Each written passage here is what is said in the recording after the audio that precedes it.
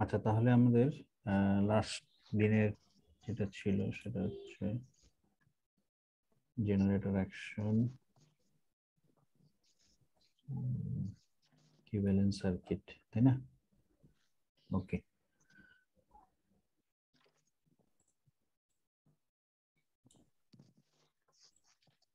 আর আজকে আমরা দেখি ইকুইভ্যালেন্ট সার্কিট থেকে আমরা পড়াচ্ছিলাম। তো ইকুইভ্যালেন্ট সার্কিট থেকে আমরা ফেজার ডায়াগ্রাম আসলে ড্র করতে পারি, সেটা কিভাবে আমরা একটু দেখি। Equivalent circuit of synchronous generator. তো ইকুইভ্যালেন্ট সার্কিটটা কি কাজে লাগে গত ক্লাসে আমরা একটু আলোচনা করছিলাম। ইকুইভ্যালেন্ট সার্কিটটা স্যার মূলত দেখা যাচ্ছে যে ট্রান্সফরমার ইকুইভ্যালেন্ট সার্কিটটা দেখা যাচ্ছে অনেক বড় একটা জায়গায় আমরা তো পুরো সার্কিটটা তো ড্র করতে পারতেছি না ট্রান্সফরমার, সেই জায়গাতে ছোট পরিসরে কিন্তু স্যার আমরা হুম, ইকুইভ্যালেন্ট সার্কিটটা সেখানে কিন্তু স্থাপন করতে পারি। হুম, বিষয়টা স্যার এরকমই স্যার, মানে সার্কিটটাকে একটা ওভারভিউতে দাঁড় করানো, যেটা দিয়ে মূলত আমার ট্রান্সফরমার একটা ট্রান্সফরমার প্যারামিটার গুলো জেনারেটর। সম্পর্কে, সরি স্যার, জেনারেটরের একটা ওভারভিউ সম্পর্কে আইডিয়া পাই স্যার, হুম, এবং ছোট পরিসরে আমরা যে কোনো জায়গায় এটা কানেক্ট করতে পারি। আচ্ছা, তাহলে আমরা একটা ইকুইভ্যালেন্ট সার্কিট চিন্তা করলাম। এটা কি সিঙ্গেল ফেজের ইকুইভ্যালেন্ট নাকি থ্রি ফেজের ইকুইভ্যালেন্ট? সেটা স্যার থ্রি ফেজের ইকুইভ্যালেন্ট স্যার স্যার। এটা single phase single single single phase ফেজের sir. Equivalent. Three sorry phase হলে কি হবে? সিঙ্গেল থ্রি ফেজ হলে স্যার তিনটা ইয়া হবে। এই ডান দিকের যে স্ট্যাটর ইকুইভ্যালেন্ট সার্কিটটা, এটা তিনটা সার্কিট হবে, তাই না? জি স্যার। আচ্ছা, এই থ্রি ফেজ ইকুইভ্যালেন্ট সার্কিটে আমরা এখানে হচ্ছে, এটা হচ্ছে রোটর ইকুইভ্যালেন্ট সার্কিট, এখানে আমরা একটা ভোল্টেজ অ্যাপ্লাই করি। আচ্ছা, এখানে এটা থেকে যদি আমরা কেভিএল অ্যাপ্লাই করি এটাতে, তো কেভিএল অ্যাপ্লাই করলে এটা ধরেন আমাদের, যেটা একটা সিঙ্গেল ফেজ, এটা ধরলাম এটা আমাদের ফেজ ভোল্টেজ, এটা একটা লোড কানেক্টেড আছে আর ফেজ ভোল্টেজ, ঠিক আছে? তাহলে এখানে একটা ভোল্টেজ ইনডিউস হচ্ছে ইএ। তাহলে ভোল্টেজ ইনডিউস হলে আমাদের কারেন্ট ফ্লো করতেছে এই ডিরেকশনে, তাই না? জি স্যার, ক্লকওয়াইজ। তাই তো, যেহেতু ভোল্টেজটা ইনডিউস হচ্ছে ইএ, তাহলে ইএ থেকে লোডের দিকে কারেন্ট ফ্লো করবে। তাহলে এই কারেন্টটা হচ্ছে আমাদের আইএ বা আর্মেচার। এ মানে আর্মেচার, যেটা স্ট্যাটরের অপর নাম হচ্ছে আমরা বলি আর্মেচার, ঠিক আছে? এই জন্য এটাকে আইএ দিয়ে দেখানো হয়েছে। আর ওখানে যে আমাদের এক্স এ আছে, এই এক্স এটা কি, এক্স এর ভিতরে কি কি আছে? এক্স এর ভিতরে আছে সেলফ ইন্ডাকটেন্স প্লাস হচ্ছে আর্মেচার রিঅ্যাকটেন্স। এই দুইটা মিলে হচ্ছে আমাদের এক্স এ বা আর্মেচার রিঅ্যাকটেন্স, ঠিক আছে? তাহলে এখানে যদি আমরা কেভিএল অ্যাপ্লাই করি তাহলে কি পাওয়া যায়? Applying KVL on the stator side. Stator সাইডে যদি আমরা কেভিএল অ্যাপ্লাই করি, তাহলে আমরা যেই কারেন্টটা যেই সাইন দিয়ে বের হবে সেই সাইনটা বসাবো। তাহলে কারেন্টটা ইএ বা ইনডিউস ভোল্টেজের প্লাস সাইন দিয়ে বের হচ্ছে না? জি স্যার। তাহলে প্লাস ইএ, ঠিক আছে? আর আর এর মধ্যে দিয়ে যেদিক দিয়ে ঢুকে সেটা প্লাস, যেদিক দিয়ে বের হয় সেটা মাইনাস। মাইনাস, প্লাস মাইনাস, এগুলো বসিয়ে দিলাম। বসিয়ে দিলে তাহলে আর এর মধ্যে ভোল্টেজ ড্রপ হবে আইএ ইন্টু আর এ, আর এক্স এর মধ্যে ভোল্টেজ ড্রপ হবে কি হবে বলেন? তো এটাও হবে sir I A G into, into G হবে না একটা যেহেতু থাকবে, জি যেহেতু থাকবে স্যার। রিঅ্যাকটেন্স, আর তারপরে minus B phi is equal to 0। এখান থেকে কেভিএল ইকুয়েশনটা লেখা ঠিক আছে কিনা? ঠিক আছে স্যার। ঠিক আছে, ওকে। তাহলে এটাকে একটু সাজায় লিখতে পারি আমরা। সাজায় লিখলে আমরা কি পাবো? যে বি ফাই কে আমরা একদিকে নিয়ে যেতে পারি, না আমরা ই এ কে একদিকে রেখে আমরা কি বলে লিখতে পারি? এটা হচ্ছে ভেক্টর, এগুলা ভেক্টর, ভেক্টর ভেক্টর ভেক্টর মানে কি? উপরে আমরা ক্যাপ দিলাম, হ্যাট দিলাম। এই হ্যাটের হ্যাট না, এটাকে বলে বার। এই বারের মানে কি? এই বারের মানে হচ্ছে যেটা একটা ভেক্টর কোয়ান্টিটি। দ্যাট মিন্স একটা ভেক্টর কোয়ান্টিটি মানে কি? It is not just only a number. একটা ঠিক নাম, থাকবে স্যার। একটা নাম্বার আছে, ভ্যালু আছে, আর একটা ঠিক আছে স্যার। পেজ পেজ আছে। উপরে এই বার দেওয়ার মানে হচ্ছে এটা, এটা একটা ভেক্টর কোয়ান্টিটি। দ্যাট মিন্স এটা একটা ম্যাগনিটিউড আছে এবং এটার একটা পেজ আছে, যেটা এসির ক্ষেত্রে আমরা ইউজ করি, তাই না? এসির তো শুধু তো ম্যাগনিটিউড না, এসির তো আবার পেজও আছে, এই জন্য উপরে বার দেওয়া হয়েছে। তাহলে ই এ কে যদি আমরা রাখি, বাম দিকে বাকিগুলোকে নেওয়া যায় না? আর এর উপরে কি আমরা ভেক্টর সাইন দিছি? আর এর ফেজ তো 0, এজন্য দেইনি। আচ্ছা, এটা কি লেখা যায়? যাই স্যার। আচ্ছা, তাহলে এটা হচ্ছে আমাদের এই ইকুইভ্যালেন্স সার্কিটের উপর যদি আমি একটা সিঙ্গেল ফেজের ইকুইভ্যালেন্স সার্কিটে যদি আমরা কেভিএল অ্যাপ্লাই করি, তাহলে আমরা স্ট্যাটোর সাইডে এই জিনিসটা পাই। ঠিক আছে, এখন এইখান থেকে কিন্তু আমরা যেটা করতে পারি সেটা হচ্ছে ইকুইভ্যালেন্স সার্কিটের ফেজর ডায়াগ্রাম ড্র করতে পারি। ইকুইভ্যালেন্স সার্কিটের ফেজর ডায়াগ্রাম। এখন এই ফেজর ডায়াগ্রামটা আমাদের এই এই লোডের উপর বেস করে, এই যে লোড আমরা একটা কানেকশন দিচ্ছি এখানে, এই লোডটা কয় ধরনের হতে পারে? লোডটা 3 ধরনের হতে পারে। একটা হচ্ছে আমাদের রেজিস্টিভ লোড, তারপর হতে পারে কি ইন্ডাকটিভ, ইন্ডাকটিভ লোড, অথবা হতে পারে ক্যাপাসিটিভ। Capacitive load. এই 3 ধরনের লোডের উপর বেস করে কিন্তু আমার ফেজর ডায়াগ্রামও কিন্তু পরিবর্তন হবে। ঠিক আছে, সো এই 3 ধরনের লোডের জন্য আমরা যদি ইন্ডিভিজুয়ালি প্রত্যেকটা ফেজর ডায়াগ্রাম আপনাদের ড্র করে দেখাই, তাহলে ইনিশিয়াল রেজিস্টিভ লোডের জন্য আমরা প্রথমে রেজিস্টিভ না করে প্রথমে আমরা ইন্ডাকটিভটা করি। ইন্ডাকটিভ লোডের জন্য ফেজর ডায়াগ্রামটা কিরকম হবে? ইন্ডাকটিভ লোডের জন্য আমাদের ফেজর ডায়াগ্রামটা কিরকম হবে? তো ইকুয়েশনটা আবার লিখি আমি এখানে, ইএ ইজ ইকুয়াল টু ভি5 plus IA R A plus J into IAX. ঠিক আছে, এটা এই একটু আগে যেটা আনলাম এটা। ঠিক আছে, আমাদের ইকুইভ্যালেন্স সার্কিটের ইকুয়েশন। তাহলে এখান থেকে ফেজর ডায়াগ্রাম ড্র করতে হলে আগে একটা বেসিস নিতে হবে, তাই না? তো কোনটার বেসিস নিব? ধরেন আমি এই এই ভি5টাকে বেসিস হিসেবে নিলাম 0 ডিগ্রিতে।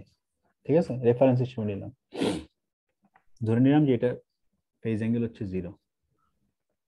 তাহলে যেহেতু এই লোডটা হচ্ছে আমাদের ইন্ডাকটিভ লোড, তাহলে এই যে লোড কারেন্ট যেটা আছে আমাদের আইএ, এই লোড কারেন্টটা আমাদের লোডের যে ভোল্টেজ সেটা থেকে লিড করবে না ল্যাগ করবে? ল্যাগ করবে স্যার। বুঝে গেছে কোশ্চেনটা? যেহেতু আমাদের ইন্ডাকটিভ লোড, এই লোডটা হচ্ছে ইন্ডাকটিভ, তাহলে এই লোডের ভিতর দিয়ে যে কারেন্ট যাচ্ছে আইএ, আর লোডের ভোল্টেজ হচ্ছে ভি5, তাহলে ডেফিনেটলি ইন্ডাকটিভ লোডের ক্ষেত্রে আমরা জানি কারেন্ট ভোল্টেজের চেয়ে ল্যাগ করে। তাহলে ল্যাগ করলে আমরা ধরলাম যে এটা হচ্ছে আমাদের আইএ। ঠিক আছে, ওকে।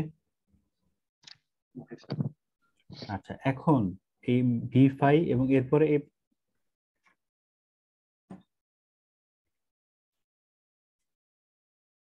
এরপরে পার্টটা কি আছে? প্লাস দিয়ে দেখেন, আই আর আর এ আছে sir. IR I vector into array. IR এটা কি? তো ভোল্টেজ ড্রপ, জি স্যার। তাই না?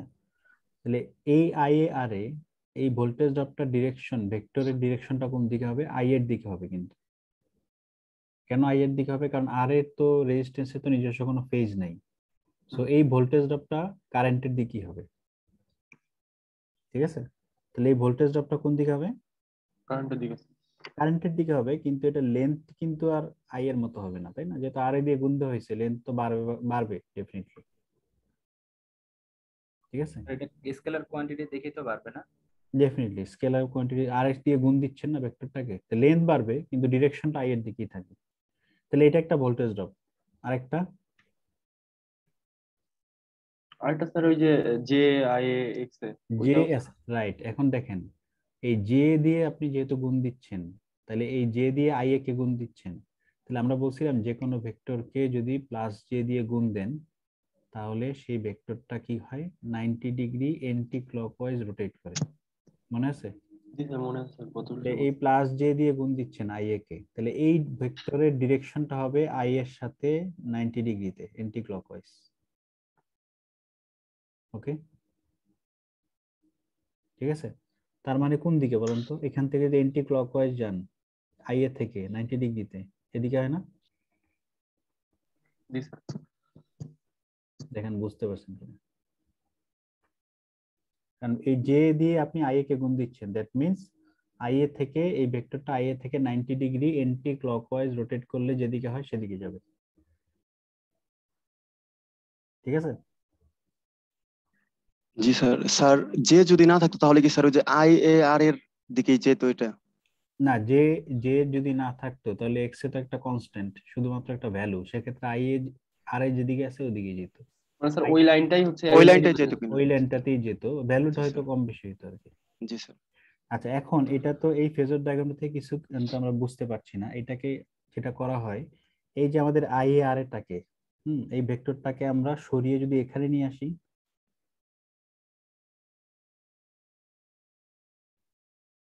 তাহলে কি কোনো প্রবলেম হবে? কারণ ভেক্টরের ডিরেকশন এবং ভেক্টরের লেন্থ দুইটা কোনোটা কি চেঞ্জ হয়েছে?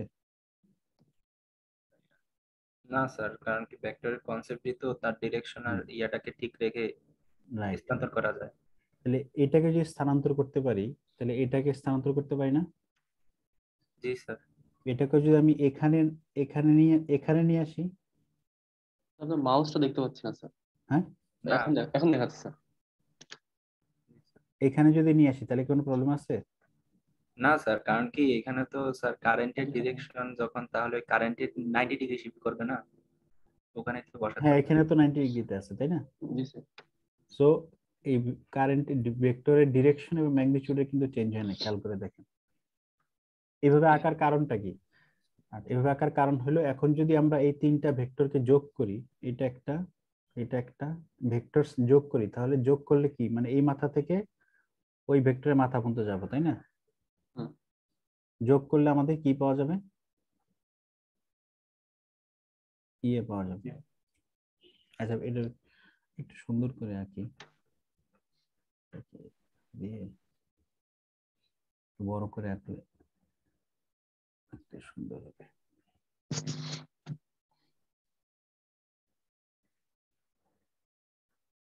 এটা হচ্ছে আমাদের ইয়ে, ঠিক আছে? তাহলে দেখেন এখানে তিনটা ভেক্টর যোগ হয়ে আপনি ইয়ে পাচ্ছেন, উপরে ইকুয়েশনে খেয়াল করেন, বি ফাই আই এ আর এবং জি আই এক্স এ তিনটা যোগ করে আপনি ইয়ে পাচ্ছেন। এখন কিছু কিছু টার্ম আছে এখানে, যেমন এই যে এই অ্যাঙ্গেলটা, এটা হচ্ছে আমাদের ভি ফাই এবং আই এ, এটা হচ্ছে আমাদের পাওয়ার ফ্যাক্টর অ্যাঙ্গেল না, থিটা, ঠিক আছে? আর এই যে ভি ফাই এবং ই এর যে মাঝখানে অ্যাঙ্গেলটা, এটাকে বলা হয় সিগমা, ঠিক আছে? এটা আমরা মনে রাখলাম, এই দুইটা ফেজ অ্যাঙ্গেল বলা হয় সিগমা। আর আই এ ভি ফাই এবং আই হচ্ছে আমাদের পাওয়ার ফ্যাক্টর অ্যাঙ্গেল থিটা, ঠিক আছে? তো এটা হচ্ছে আমাদের ইন্ডাকটিভ লোডের জন্য। এখন নর্মালি যেটা হয় সেটা হচ্ছে যে একটা ইকুইভ্যালেন্স সার্কিটে যে আই এ আর এ যে ড্রপটা আছে, মানে রেজিস্টিভ ড্রপটা নর্মালি আমাদের যে ইন্ডাকটিভ যে ড্রপ আছে এটার ম্যাগনিটিউড চেয়ে অনেক কম হয়। মানে এখানে আমি তো ড্র করছি বোঝার জন্য, কিন্তু আসলে এটার ম্যাগনিটিউডের চেয়ে অনেক কম, অনেক ছোট। তো অনেক সময় এই জন্য এই জিনিসটাকে নেগলেক্ট করা হয়, নেগলেক্ট করে কেউ ড্র করে দেখেন,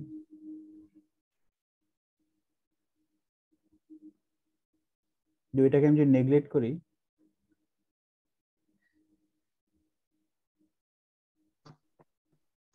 নেগলেক্ট করলে কি হবে, তার থাকবে শুধু কোনটা, এই আই জে এক্স এ না?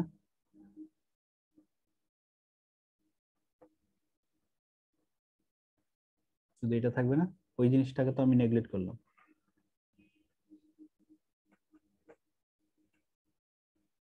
ঠিক আছে, তাহলে এটা হচ্ছে আমাদের থিটা, ফেজ অ্যাঙ্গেল, ভোল্টেজ আর কারেন্টের মাঝখানে, মানে পাওয়ার ফ্যাক্টর অ্যাঙ্গেল, আর এটাকে বলছি আমরা সিগমা।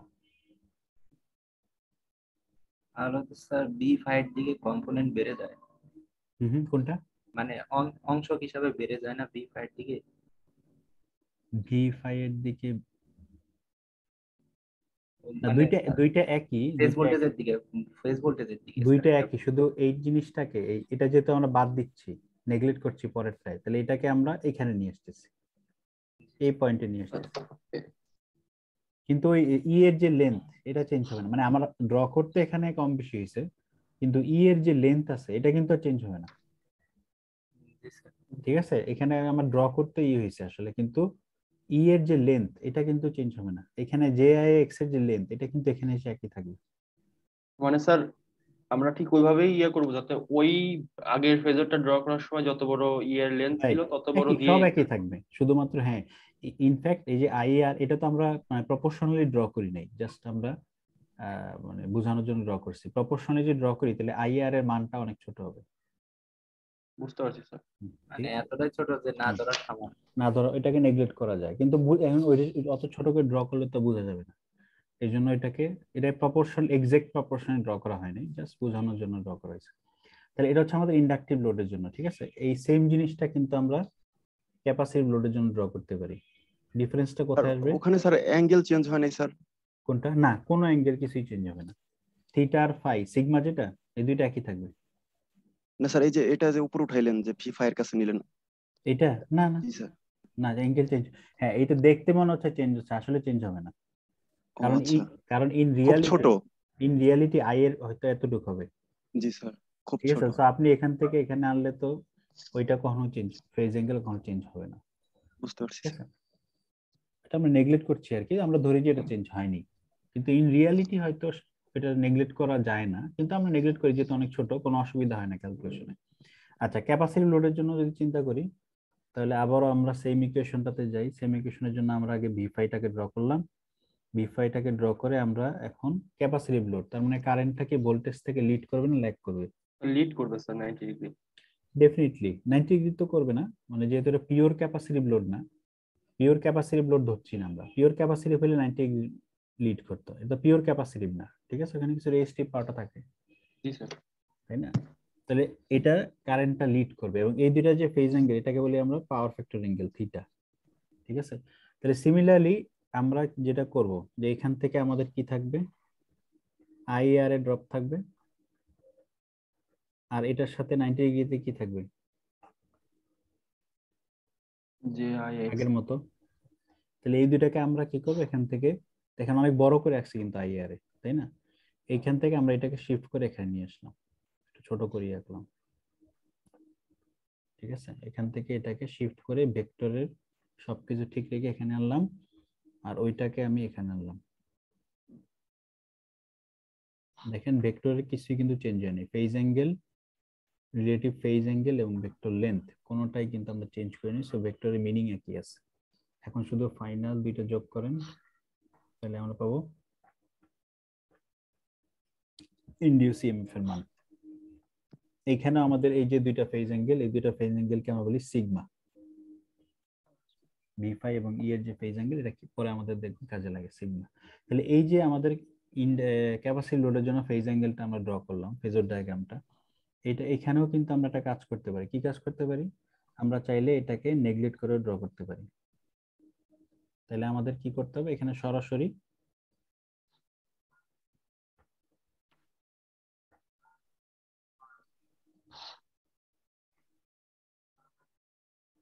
ঠিক আছে,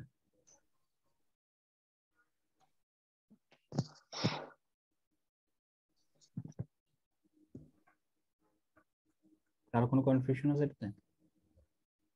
আগেরটাই কিন্তু আগেরটাই, শুধু ওইটা আমি নেগলেক্ট করলাম, ওই আইএ আর এটা আর এটা নেগলেক্ট করা। এখানে লেন্থ কম বেশি দেখে মানে ই করেন না, কারণ লেন্থ এখানে সব একই থাকবে, ই এর লেন্থ একই থাকবে, ই এর থিটা সিগমা সব একই থাকবে, ঠিক আছে। আচ্ছা, এটা হচ্ছে আমাদের ক্যাপাসিটিভ লোড। এরপরে আসি আমরা রেজিস্টিভ লোডের জন্য।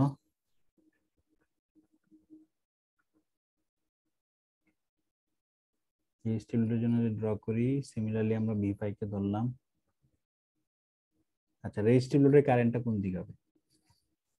স্যার রেজিস্টিভ লোডে তো স্যার এটা তো কোনো ফেজ টেজ থাকে না। রাইট, তাহলে রেজিস্টিভ লোডের কারেন্টটা ফেজের সেমি। দিকেই থাকবে, সেম থাকবে। তাহলে এইখানেও আমাদের যেটা হবে, ই আই আর এটাও সেম দিকে থাকবে, জি স্যার। আর ওই I A J into I x এটার সাথে 90 ডিগ্রিতে থাকবে, তাই তো। তাহলে আমরা রিপ্লেস করে নিয়ে আসি, আই আর কে এখানে নিয়ে আসি, আর এখান থেকে নিয়ে যাই J into I A into X A, ওই দুইটাকে আমরা রিপ্লেস করে এখানে নিয়ে আসলাম। আগের মতো দুইটাকে যোগ করলে আপনি পাচ্ছেন ইনডিউস ইএমএফ। তাহলে এখানে থিটা হচ্ছে 0 আর ইআই এর মাঝখানে ফেজিং হচ্ছে সিগমা। থিটার মান 0, তাই না? থিটার মান 0 কেন?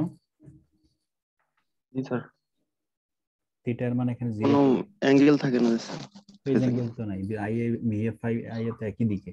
তাহলে এটাকেও যদি সেম আমরা করি, ওই আইআর কে নেগলেক্ট করি, তাহলে আগের মতোই যে ইনটু আই ইনটু এক্স এর সাথে যাবে হচ্ছে 90 ডিগ্রিতে। ঠিক আছে, এটা হচ্ছে আমাদের সিগমা, আর আই এটা হচ্ছে একই দিকে রেজিস্টিভ লোডের জন্য। ঠিক আছে, প্রসিডিউরটা বুঝে গেছে? জি স্যার। আচ্ছা, এখান থেকে আমরা যেটা বুঝি, এখান থেকে ফেজার ডায়াগ্রামটা আমরা ড্র করলে কি বুঝতে পারি, বোঝা যায় যে, খেয়াল করে দেখেন, এই মানে এখান থেকে হয়তো আমি যেভাবে ড্র করছি অত বোঝা যায় না, তবে ইন জেনারেল আমরা যেটা দেখতে পাই সেটা হচ্ছে ইন্ডাকটিভ লোডের জন্য আমরা যে ভি5 কে সেম মোটামুটি ড্র করার চেষ্টা করছি না, তিনটা ক্ষেত্রে ভি5 এর লেন্থটা মোটামুটি কি সেম রাখা গেছে প্রথম ফিগারে, এটাতে প্রথম ফিগারটাতে স্যার সেমই আছে অলমোস্ট। মোটামুটি সেম আমরা চেষ্টা করছি। ঠিক আছে, খেয়াল করে দেখা যায় যে ভি5 মানে কি আউটপুট ভোল্টেজ না জেনারেটরের? জি স্যার। খেয়াল করে দেখা যায় ইন্ডাকটিভ লোডের জন্য সেম পরিমাণ ভোল্টেজ জেনারেট করতে বেশি পরিমাণ ইএমএফ ইনডিউস করতে হয়। ইন্ডাকটিভ লোডের এটা অনেক লম্বা না? জি স্যার, সবচেয়ে লম্বা ছিল। সবচেয়ে লম্বা। আর ক্যাপাসিটিভ লোডের জন্য অনেক কম কিন্তু, আর রেজিস্টিভ লোডের জন্য একটু বেশি, তাই না?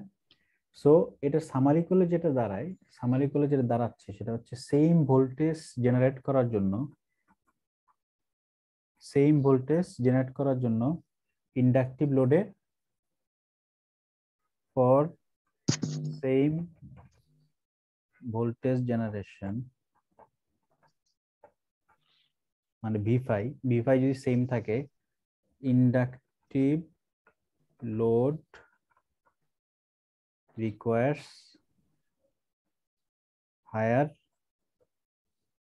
induce EMF। এই জিনিসটাকে বোঝা গেছে কি বলতে চাচ্ছি আমি? তিনটা লোডের ক্ষেত্রে যদি কম্পেয়ার করেন, দেখেন যে ভি5 কে সেম রেখে, মানে আউটপুট ভোল্টেজটাকে সেম রেখে যে আমরা যখন ড্র করি, তখন দেখা যায় যে ইন্ডাকটিভ লোড বা ল্যাগিং লোডের জন্য ই এর লেন্থটা সবচেয়ে বড় হবে। তার মানে কি, এই ভি5টা সেম পরিমাণ ভি5 জেনারেট করার জন্য ইন্ডাকটিভ লোডের জন্য ইনডিউস ইএমএফ এর পরিমাণ বেশি হতে হবে, মানে বেশি ইনডিউস ইএমএফটা বেশি হতে হবে। তাহলে ইএমএফটা বেশি ইনডিউস করতে হইলে আপনার কি করতে হবে, হয় ফিল্ড কারেন্ট বাড়াইতে হবে, অথবা আপনার আমরা দেখব পরবর্তীতে প্রাইম মুভারের স্পিড বাড়াইতে হবে। ঠিক আছে, এই জিনিসটা বোঝা গেছে ফেজর ডায়াগ্রাম থেকে? জি স্যার, ক্লিয়ার।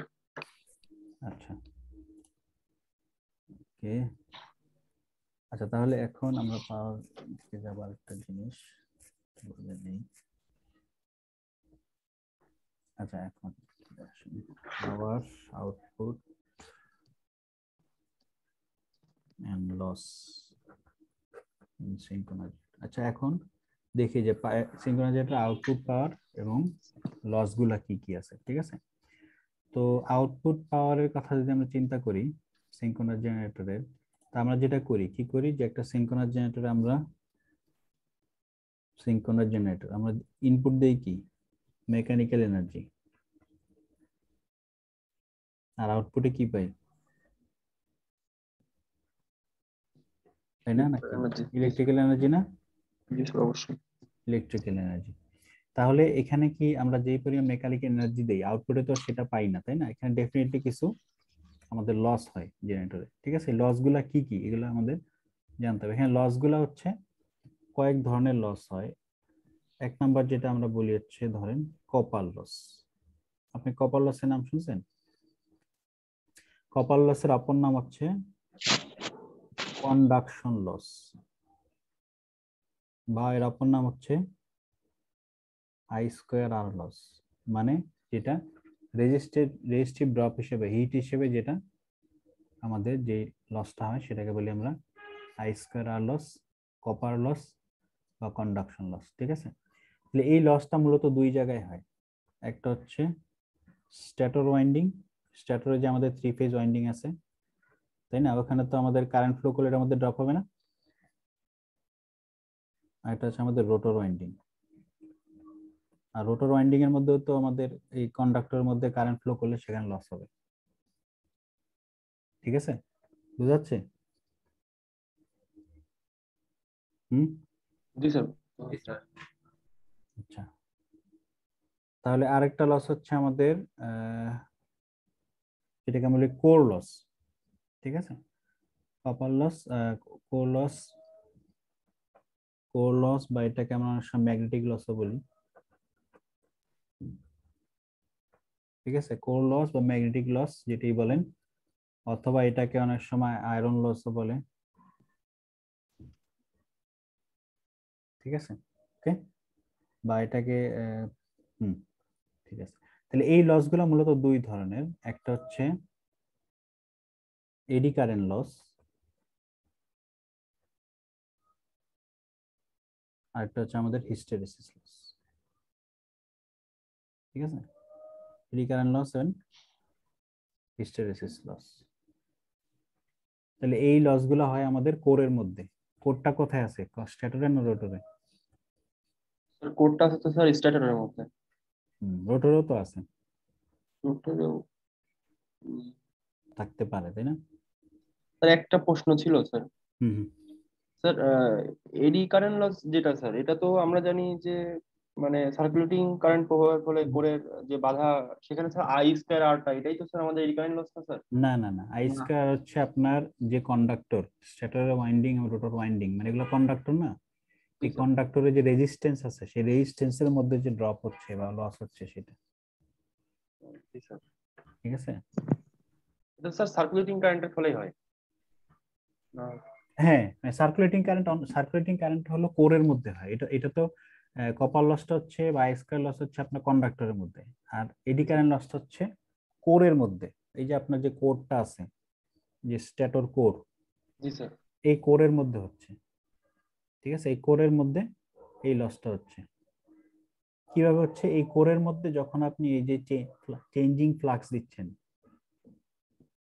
জি এই স্যার। কোরটাকে যখন ভ্যারিয়েবল বা চেঞ্জিং ফ্লাক্স কাট করছে, তখন এখানে কি হচ্ছে? এই ছোট ছোট সেকশনে সেকশনে ইএমএফ ইন্ডিউস হচ্ছে।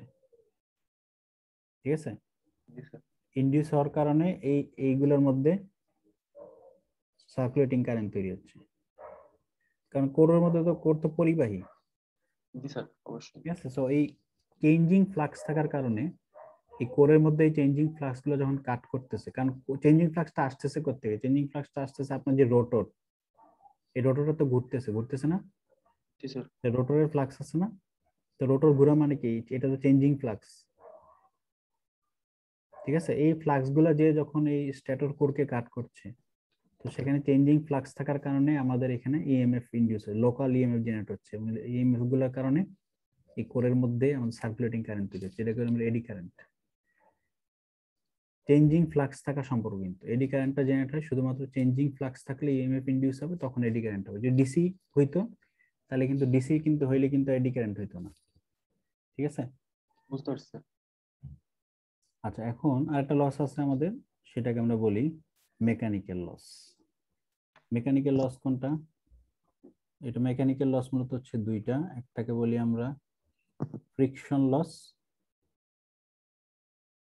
বাতাসের সাথে যখন রোটরটা ঘুরে, হ্যাঁ, তখন ফ্রিকশন হয় না রোটরের সাথে? অবশ্যই স্যার। ঠিক আছে, বাতাসের সাথে রোটরের একটা ফ্রিকশন হয়, কন্ডাক্টরের একটা ফ্রিকশন হয়। সেই ফ্রিকশন থেকে, এই ফ্রিকশনের কারণে কি হয়? রোটরটা কিছুটা বাধাগ্রস্ত হয়। তাহলে আপনি যেই এনার্জিটা দিচ্ছেন, যেই মেকানিক্যাল এনার্জি দিয়ে আপনি রোটরটা ঘোরাচ্ছেন, তাহলে বাতাসের বাধার কারণে কিন্তু কিছু এনার্জি আপনার এই বাতাসের বাধাকে অতিক্রম করতে খরচ হয়ে যাচ্ছে, তাই না? যেটাকে আমরা বলছি মেকানিক্যাল লস। সো জেনারেটরের ভিতরে মূলত এই 3 ধরনের লস হবে। তো এটা যদি আমি ড্র করে দেখাই কোথায় কি লস হবে, আমরা যদি দেখাই যে আপনি ইনপুট দিচ্ছেন, মনে করেন মেকানিক্যাল এনার্জি ইনপুট দিচ্ছেন,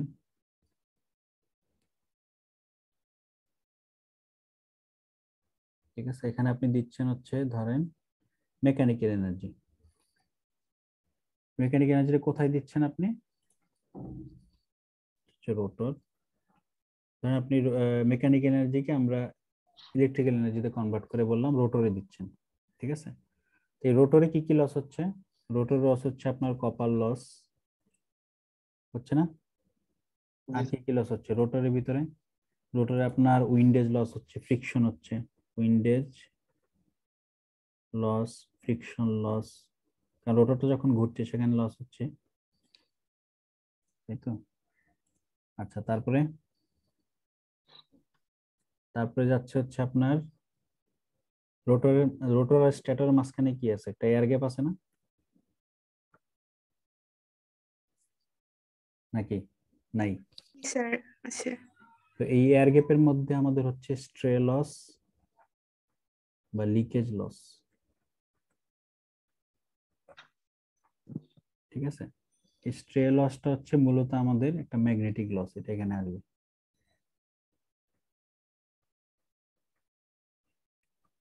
বা লিকেজ লস। এই লিকেজ লসটা কি? এই যে যেই রোটরে যে ফ্লাক্স গুলো জেনারেট হচ্ছে সবগুলা ফ্লাক্স কি যে স্ট্যাটরকে কাট করছে, স্ট্যাটর থ্রি ফেজ ওয়াইন্ডিং কে? কি মনে হয় রোটরে যে ফ্লাক্স গুলা জেনারেট হবে সবগুলা ফ্লাক্স কি স্ট্যাটরের থ্রি ফেজ ওয়াইন্ডিং কে কাট করবে বা স্ট্যাটরের কোর কে কাট করবে? হ্যাঁ স্যার। কিছু কিন্তু কাট করবে না, ঠিক আছে? তাহলে যে কাট না করা মানে কি? তাহলে ওগুলাকে বললাম আমরা লিকেজ লস বা স্ট্রে লস, মানে যেই ফ্লাক্স গুলো আমার কোরকে কাট করছে না। তাহলে এইগুলো থেকে তো আমি কোনো ইএমএফ পাচ্ছি না বা এনার্জি পাচ্ছি না, তাই না? তো সেগুলোকে আমরা বলি স্ট্রে লস বা লিকেজ লস। এটা কোথায় হয়? এই যে রোটর এবং স্ট্যাটরের মাঝখানে যে এয়ার গ্যাপ থাকে একটা, সেই এয়ার গ্যাপের মধ্যে কিছুটা লিকেজ হয়ে যায় ফ্লাক্সের, যেটা কোর পর্যন্ত পৌঁছায় না যে ফ্লাক্স গুলা, ঠিক আছে? আচ্ছা, এয়ার গ্যাপের পরে কি আছে? স্ট্যাটর। স্ট্যাটরের মধ্যে এই যে আমরা বললাম এক নম্বর হচ্ছে কোর লস, তারপরে এর মধ্যে হচ্ছে কপার লস, তাই না? স্ট্যাটরে কোর আছে, স্ট্যাটর কপার আছে। এরপরে যে আপনি পাচ্ছেন স্ট্যাটর থেকে পাচ্ছেন হচ্ছে আউটপুট পাওয়ার। ওকে, আচ্ছা, এখন তাহলে এই যে আউটপুট পাওয়ারটা আমরা পাচ্ছি, তাহলে আমরা জানি যে আমাদের স্ট্যাটরে কি আছে? থ্রি ফেজ ওয়াইন্ডিং আছে। তো থ্রি ফেজ কে আমরা ওয়াই কানেক্টেড করি বা ডেল্টা কানেকশন দিই, তাই তো? তাহলে আমরা জানি ওয়াই বা ডেল্টা যেটাই দেন না কেন, three phase output power is equal to three phase voltage phase current into কি? Cosine theta. থিটা মানে power factor, phase angle between phase voltage and phase current. অথবা যদি আপনি line voltage line current express করতে চান তাহলে কি হবে সূত্রটা বলেন তো? স্যার লাইন ভোল্টেজ স্যার √3 হয়ে যাবে না sir? Right, √3 into line voltage line current cosine theta, যদি আপনি লাইন ভোল্টেজ লাইন কারেন্টের কনভার্ট করতে চান, ঠিক আছে? তাহলে আমাদের জেনারেটরের আউটপুট পাওয়ার হচ্ছে, সূত্র হচ্ছে পি আউট, যেহেতু এটা থ্রি ফেজ আউটপুট, তো থ্রি ফেজ আউটপুটের পাওয়ার সূত্র তো আমরা জানি, সেখান থেকে সরাসরি লিখে দিলাম, ঠিক আছে? জি স্যার। এটা আপনি এখন এই দুইটা ওয়াই ডেল্টার ক্ষেত্রে দুইটার ক্ষেত্রেই প্রযোজ্য হবে এই সূত্র, যেটাই হোক দুইটার একটা অ্যাপ্লাই করলে আপনি আউটপুট পাওয়ার পাবেন, ঠিক আছে? আচ্ছা, এখন আউটপুট পাওয়ারে আরেকটা সূত্র আছে যেটা আমরা একটু ডিরাইভ করব এখন। এটা একটা সূত্র আমাদের আউটপুট পাওয়ারের। এখন আউটপুট পাওয়ারের আবার যে আউটপুট পাওয়ারের সাথে টর্কের একটা রিলেশন আছে এবং আউটপুট পাওয়ারের আরেকটা সূত্র আছে, সেটা আমরা একটু দেখানোর চেষ্টা করি। তো সেটা ডেরাইভ করার জন্য আমরা ফেজার ডায়াগ্রামটা ড্র করলাম। ধরেন এটা আমাদের ফেজার ডায়াগ্রাম ল্যাগিং লোডের জন্য। তো ল্যাগিং লোডের আমরা জানি কারেন্ট কি করে? ল্যাগ করে না? জি স্যার। কারেন্ট ল্যাগ করে। আর আমরা এখানে এই যে আইএআর এটাকে নেগলেক্ট করে এখানে সরাসরি এটা কি J I A X A J into IA into X A বসাই দিলাম। এই দুটাকে যদি আমরা যোগ করি তাহলে ইন্ডাকটিভ লোডের জন্য আমরা ফেজার ডায়াগ্রাম পেয়ে যাব। এখন এটাকে ইউজ করে আমরা আরেকটা ইকুয়েশন ডিরাইভ করব পাওয়ারের জন্য। একটা তো আমরা পাইলাম পি আউট, আরেকটা আমরা ডিরাইভ করব। তাহলে এখানে এইটা হচ্ছে আমাদের থিটা, আর এটা কি বলুন তো? সিগমা। সিগমা। আচ্ছা, এখন এটাকে একটু আমরা এক্সটেন্ড করব এই ফেজার ডায়াগ্রামটা বোঝার সুবিধার জন্য।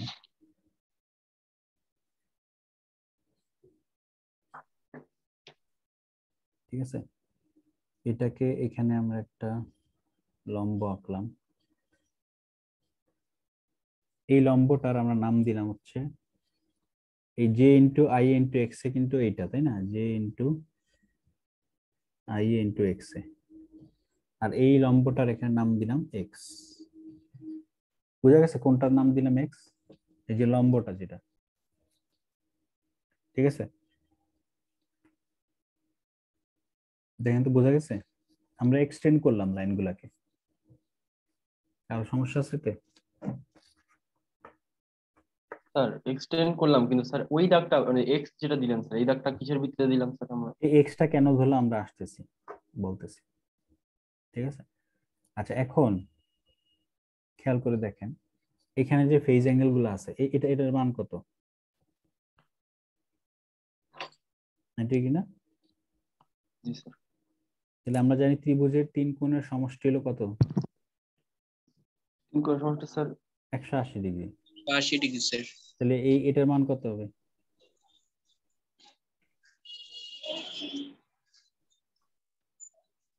এটা যদি আমাদের ধরেন এটার মান যদি y হয়, তাহলে theta plus Y plus 90 degree equal to 180, তাই তো?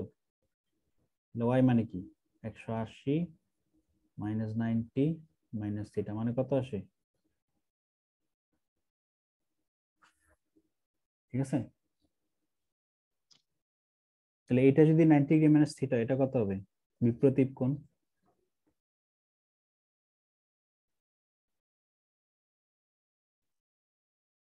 এটাও তো y হবে না?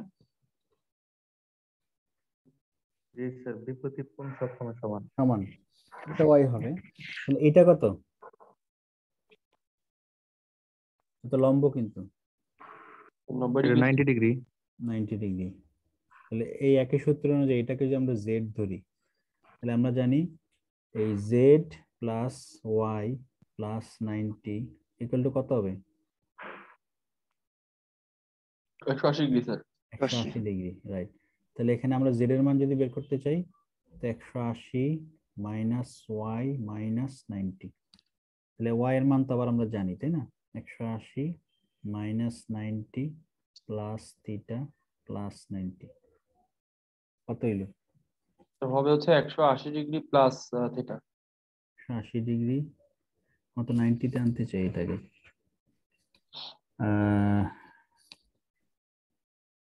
তাহলে এটা আসে 180 ডিগ্রি প্লাস থিটা। আচ্ছা ঠিক আছে, ওই যেটা আসে সেটাই। স্যার ওয়াই এর মানটা 90 ডিগ্রি মাইনাস থিটা ছিল না? y এর মানটা 90 ডিগ্রি মাইনাস থিটা না স্যার? মানে বলতে চাচ্ছি হ্যাঁ, ওই স্যার, প্লাস হয়ে যাচ্ছে, প্লাস হয়ে যাবে না? ও আচ্ছা এক minute, 180 degree minus 90 minus Y, তাহলে সেক্ষেত্রে ও সরি সরি কি করলাম ওগুলো, এটা হবে নাকি 90,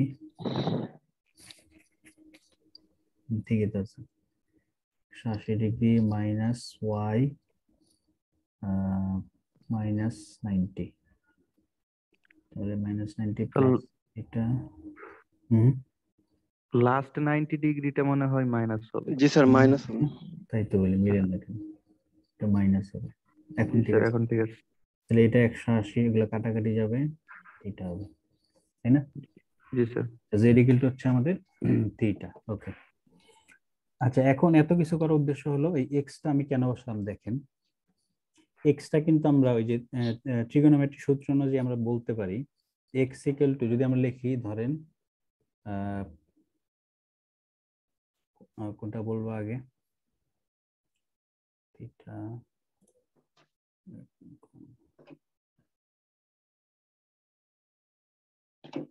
আচ্ছা আমরা যদি এখানে জেড ইকুয়াল টু আমাদের থিটা তাই না, তাহলে আমরা যদি বলি cos জেড, তাহলে কজের কোসাইনের সূত্র কি? ভূমি বাই বেস বাই কি? অতিভুজ স্যার। অতিভুজ। অতিভুজ, অতিভুজের ইংলিশ কি? তো বলে গেল। ইংলিশ স্যার থাক, হাইপোটেনাস। হ্যাঁ হাইপোটেনাস। আচ্ছা ঠিক আছে, বাংলায় লিখি। আচ্ছা ভূমি বাই অতিভুজ তাই তো, তাহলে ভূমি কত এখানে? এক্স, কারণ এটা যদি আপনার থিটা হয়, জেড হয়, তাহলে এটা ভূমি না এটা? স্যার আচ্ছা, এটা ভূমি। আর অতিভুজ কোনটা বলুন তো দেখি এখন, অতিভুজ কোনটা? অতিভুজ হচ্ছে স্যার এই যে এটা না স্যার, যে লাইনটাতে স্যার লেখা হয় যে আই এক্স। আই এক্স না? আইএক্স প্লাস এ নাকি স্যার? ঠিক আছে, তাহলে এই যে ত্রিভুজটা, এই ত্রিভুজের জন্য আপনার ভূমি হচ্ছে এটা, অতিভুজ হচ্ছে এটা, তাই না? যেহেতু এই অ্যাঙ্গেল থেকে আপনি এই অ্যাঙ্গেলে কোসাইন নিচ্ছেন, ঠিক আছে না? ওকে, তাহলে এটাকে কি লেখা যায়? X equal two I A into X A into cos theta, Z মানে থিটা, ঠিক আছে? তাহলে এটাকে একটু সাজায় লিখলে কি লেখা যায়? X A into I A cos theta লেখা যায়। ওকে, এটা এখানে রাখলাম। আবার দেখেন এক্স এর আরেকটা ইকুয়েশন আমরা ডিরাইভ করতে পারি। যদি আমরা এটা লিখি সাইন অফ সিগমা, সাইনের সূত্র কি? লম্ব বাই অতিভুজ। অতিভুজ স্যার। লম্ব বাই অতিভুজ। তাহলে সাইন যদি সিগমা হয়, তাহলে এই আমরা এখন এই ট্রায়াঙ্গলটা কল্পনা করতেছি, এই ট্রায়াঙ্গলের লম্ব কোনটা? এক্স। এক্স্যাক্টলি। আর এটার অতিভুজ অতিভুজ স্যার ওইটাই স্যার, ইয়ে। ইয়ে, রাইট, অতিভুজ হচ্ছে ইয়ে। তাহলে এখন এখান থেকে আমরা কি পাই? এক্স ইকুয়াল টু ইয়ে সাইন সিগমা। Sine sigma. তাহলে এটা আমাদের এক্স, এটা আমাদের এক্স, তাহলে দুইটাকে কি কি লিখতে পারি? ফ্রম 1 and 2 সমান লেখা যায় না?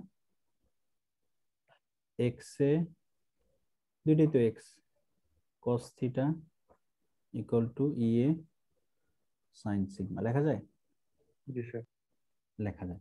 তাহলে এটাকে আমরা দেখি I A cos theta, I A cos থিটার মান কত আসে তাহলে?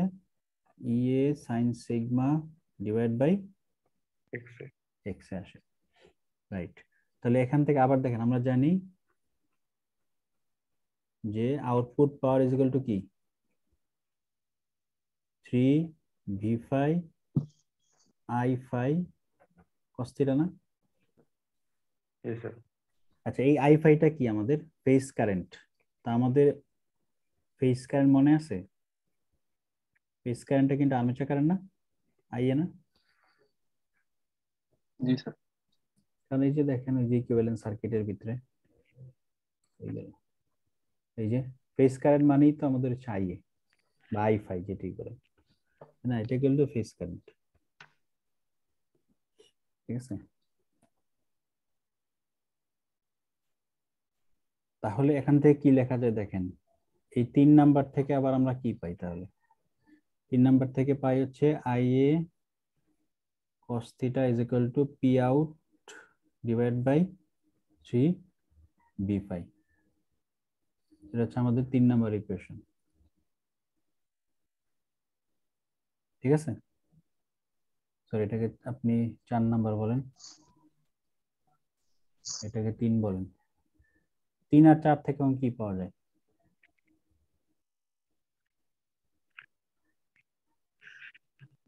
তিন আর 4 থেকে পাওয়া যায় P out by 3 V phi is equal to, এই যে এই দুইটা যেহেতু সমান, বাম দিকেরটা সেম, বাম দিকের টার্মটা, তাহলে ডান দিকের দুইটা সেম হবে, EA sine sigma divide by I X A নাকি না কি শুধু এক্স এ,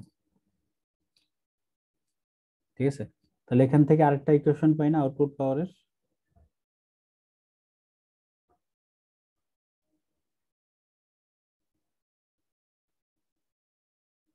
ঠিক আছে? এটা অনেক সময় আমাদের ম্যাথমেটিক্যাল সলিউশন করতে কাজে লাগে। তো এটা একটা আরেকটা ইকুয়েশন আউটপুট পাওয়ারের জন্য, ওকে? ঠিক আছে, একদম simple step. I A cos theta, I A cos theta দুটো সমান, তাও দুই সাইডকে আমরা সমান লিখলাম, সেখান থেকে আউটপুট পাওয়ার ইকুয়াল টু যেটা আসে সেটা, ঠিক আছে?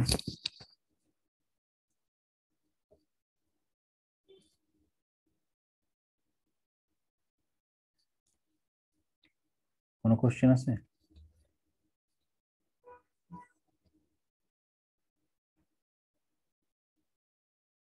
স্যার সাইন সিগমাটা একটু বুঝিয়ে দিতেন যদি স্যার। সাইন সিগমাটা হচ্ছে ওই যে ই এ ভি ফাই এর মাঝখানে যে ফেজ অ্যাঙ্গেল, এটা তো সিগমা। সাইন সিগমা হচ্ছে এটার জি সাইন। স্যার। এই তো, আর সাইনটা কোত্থেকে আসছে সেটা? জি স্যার। এই যে দেখেন এক্স এর দুইটা মান আমরা বের করছি, এটা একটা আর এটা একটা, এই দুইটাকে আমরা সমান লিখছি। এখানে ওই যে সাইন লম্ব অতিভুজ, মানে স্যার যে এক্স বাই ই এটা কিভাবে আসলো সেটা একটু দেখিয়ে দেন। এই যে লম্ব সাইন সিগমা হচ্ছে এই লম্ব বাই অতিভুজ। তো এটা যদি আপনার একটা ট্রায়াঙ্গল হয় তাহলে এটা হচ্ছে আপনার সাইন সিগমা। সাইন সিগমা মানে কি? লম্ব বাই অতিভুজ, তাই না? এখানে লম্ব হচ্ছে আপনার এক্স আর অতিভুজ কি? ইয়ে। ওটা কি স্যার আবার এক্সটেন্ড করা হয়েছে ওই যে ভিতরে এক্স কোনটা? এর এই যে সাইন সিগমা প্রমাণ করার জন্য স্যার, এই যে আপনি যে ভিতরে ত্রিভুজটা দেখাইলেন? না, এটা জাস্ট আমি দেখাচ্ছি কোন ত্রিভুজটা, মানে ও এটা আচ্ছা, বড় ত্রিভুজ, এই মেইন যে বড় ত্রিভুজটা হ্যাঁ এক্সটেন্ড এটা করা এটা সহ এটা। হ্যাঁ এইটা এটা জি এটা স্যার বুঝতে এটাকে পারছি, আমি এখন বোঝাচ্ছি আর কি, এই আউটার ত্রিভুজটা আর কি। তাহলে জি স্যার এটার বুঝতে সাইন পারছি। সিগমা মানে কি? এটার সাইন সিগমা মানে হচ্ছে এটা লম্ব এক্স ডিভাইড বাই এটার অতিভুজ। এটা জি বোঝানোর স্যার। জন্য আর কি দেখাইলাম কোন ত্রিভুজটা আমরা এখানে কনসিডার করছি, ঠিক আছে? জি স্যার বুঝতে পারছি। তাহলে এটা আউটপুট পাওয়ার পেলাম। আচ্ছা, এটা হচ্ছে আমাদের আউটপুট পাওয়ার। এখন এটার সাথে আমরা টর্কের একটা রিলেশন করতে পারি, সেটা সাধারণত মোটরের জন্য ইউজ করা হয়। আচ্ছা, সেটা আপাতত থাক, সেটা পরে লাগলে আমরা আবার আলোচনা করব। আচ্ছা, এই হচ্ছে আমাদের আউটপুট পাওয়ারের দুইটা রিলেশন। আচ্ছা, আমি বলে দিই টর্কের বিষয়টা। আমরা জানি কি যে এটার সাথে টর্কের একটা রিলেশন। টর্ক কি? আমরা আমরা জানি যে power is equal to P is equal to force multiplied by velocity. মনে আছে এই সূত্রগুলো?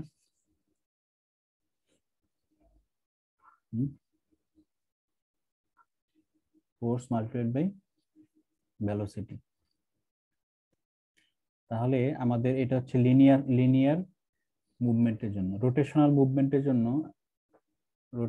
মুভমেন্টের জন্য কিন্তু এই ফোর্সের ইকুইভ্যালেন্ট কি? টর্ক, ঠিক আছে? লিনিয়ারের জন্য যেমন লিনিয়ার বলতে কি বোঝায়? যেমন ধরেন এখানে একটা বস্তু আছে, আপনি এটাকে ফোর্স করলেন, ফোর্স করলে কি হবে? এটা একটা ভেলোসিটি পাবে না? অবশ্যই স্যার। তাহলে আপনি এখানে কি পরিমাণ পাওয়ার লাগছে সেটা হচ্ছে এফ ইন্টু ভি। তো এটা যদি, এই বস্তুটা যদি একটা রোটেশনাল মুভমেন্ট করে, তাহলে এই রোটেশনাল ফোর্সটার কিন্তু তখন আর এফ না, তখন এটা টাউ। আর এই ভেলোসিটিটা তখন কি? ভি না, কিন্তু তখন এটা ওমেগা। অ্যানালজিটা বুঝে গেছে?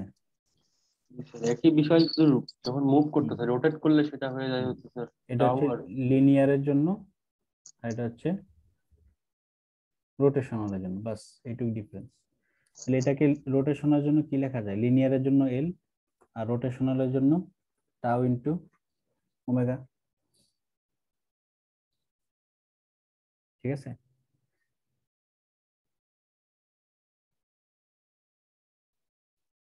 দেখা যায়,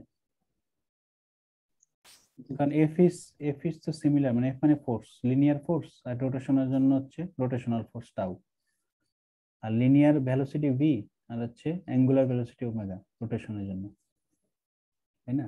তাহলে আমরা এখন কি করব? এই পিটাকে আমরা যদি এখানে বসাই তাহলে কি পাবো?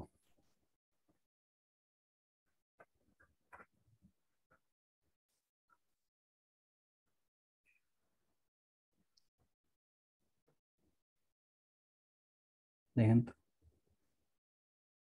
পি আউটের জায়গায় আমি এটা বসাইলাম, টর্ক ইন্টু, এখন কেন বসাইলাম?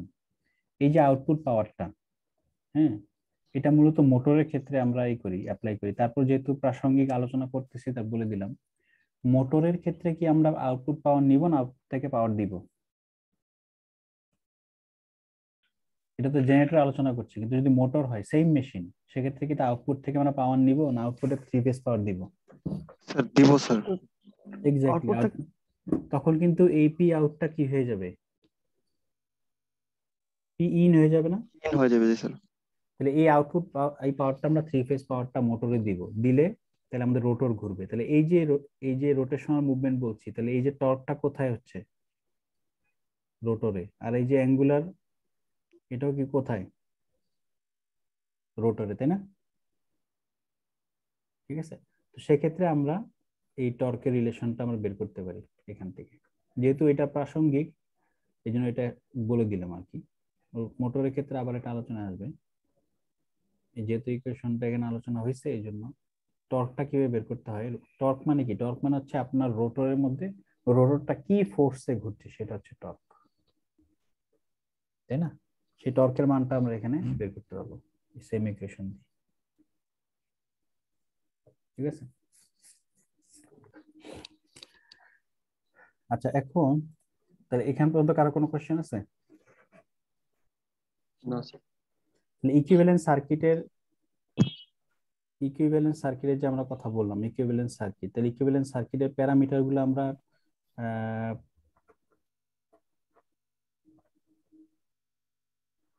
আমাদের মনে আছে কিনা আপনাদের? ট্রান্সফরমারের ক্ষেত্রে আমরা কি করছিলাম? এটা হচ্ছে আমাদের ইকুইভ্যালেন্ট সার্কিট, এটা হচ্ছে আমাদের অ্যাডজাস্টেবল রেজিস্ট্যান্স, এটা আমাদের এক্সএফ, আচ্ছা আমরা দিচ্ছি রোটরের মধ্যে একটা ফিল্ড ভোল্টেজ দিচ্ছি, এটা ইনডিউস ইএমএফ, হচ্ছে আমাদের আরএ, আমাদের এক্সএ। আচ্ছা তাহলে এই যে আমাদের ইকুইভ্যালেন্ট সার্কিটের প্যারামিটার গুলো আমাদের জানতে হবে না? অবশ্যই স্যার। প্যারামিটার গুলো তো জানতে হবে আমাদের। এখানে আননোন কি কি আছে দেখেন, অনেক কিছুই কিন্তু এখানে আননোন আছে। যেমন এখানে আমাদের আর এটা আননোন আছে, আর এটা বের করতে হবে, এক্স এর মান বের করতে হবে, ই এর মান কত আমরা জানি না, বের করতে হবে। এগুলো যদি না জানি তাহলে কি আমরা ইকুইভ্যালেন্ট সার্কিটটা ড্র করতে পারবো জেনারেটরের? সো জেনারেটর ইকুইভ্যালেন্স, যেমন মনে করেন আপনাকে একটা জেনারেটর দেওয়া হলো, দিয়ে বলা হলো যে এটার ইকুইভ্যালেন্ট সার্কিটটা ড্র করো, আপনি তো এভাবে ড্র করে দিবেন না, কারণ এখানে তো আপনাকে একটা মান বসাইতে হবে, তাই না? মান না বসালে এটা সলভ করবেন কিভাবে, ঠিক না? এই যে মান, যে কোনো একটা পার্টিকুলার জেনারেটরের জন্য ইকুইভ্যালেন্ট সার্কিটের এই মানগুলো বের করতে হলে ট্রান্সফরমারের ক্ষেত্রে আমরা কিছু টেস্ট করছিলাম, মনে আছে কি কি test? Sir open test, open circuit No load test, no load test. Right, the same test আমরা এখানেও করব। ওপেন সার্কিট টেস্ট সংখ্যা আমরা বলবো ওসিটি, তারপর হচ্ছে আমাদের শর্ট সার্কিট টেস্ট, এটাকে আমরা বলবো এসসিটি। এরপর আরেকটা টেস্ট করবো আমরা ডিসি টেস্ট। এই তিনটা টেস্ট করে আমরা এই সার্কিটের প্যারামিটার গুলো আমরা বের করবো, ঠিক আছে? তো ওপেন সার্কিট টেস্ট করে আমরা কি বের করব? ওপেন সার্কিট টেস্ট করে মূলত আমরা ই এর মানটা বের করব, ইনডিউস ইএমএফ এর মানটা বের করব। শর্ট সার্কিট টেস্ট করে আমরা মূলত এক্স এর মানটা বের করব, রিঅ্যাকট্যান্স এর মান। আর ডিসি টেস্ট করে রেজিস্ট্যান্স এর মানটা বের করব। হয়ে গেল না? জি স্যার। ঠিক আছে, এই তিনটা টেস্ট করে আমরা তিনটা ভ্যালু বের করব। এখন ওপেন সার্কিট টেস্টের কথা বলি, তাহলে ওপেন সার্কিট টেস্ট আমরা ওপেন সার্কিট টেস্ট ট্রান্সফর্মারের সাথে খুবই অ্যানালজিক্যাল। ওপেন সার্কিট টেস্ট নাম শুনে কি বোঝা যায়? এটা স্যার স্টেটরে ওইদিকে স্যার ওপেন করে দিতে হবে না, এরকম না স্যার? রাইট, আমাদের এখানে যেটা করতে হবে সেটা হচ্ছে এই আমাদের স্ট্যাটর সাইডটা ওপেন রাখতে হবে, এটা হচ্ছে মূল কথা। এই জন্য বলা হচ্ছে ওপেন সার্কিট টেস্ট।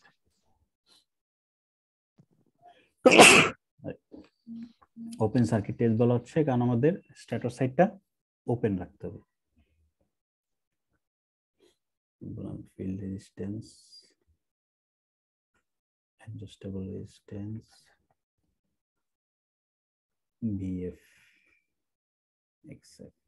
তাহলে ওপেন সার্কিট টেস্টের আমাদের টেস্টটা কিভাবে করা হয়? একটা জেনারেটর ওপেন সার্কিট টেস্ট, প্রথমে আমরা যেটা করব, স্টেপস যদি বলি, তো প্রথমে আমরা যেটা করব সেটা হচ্ছে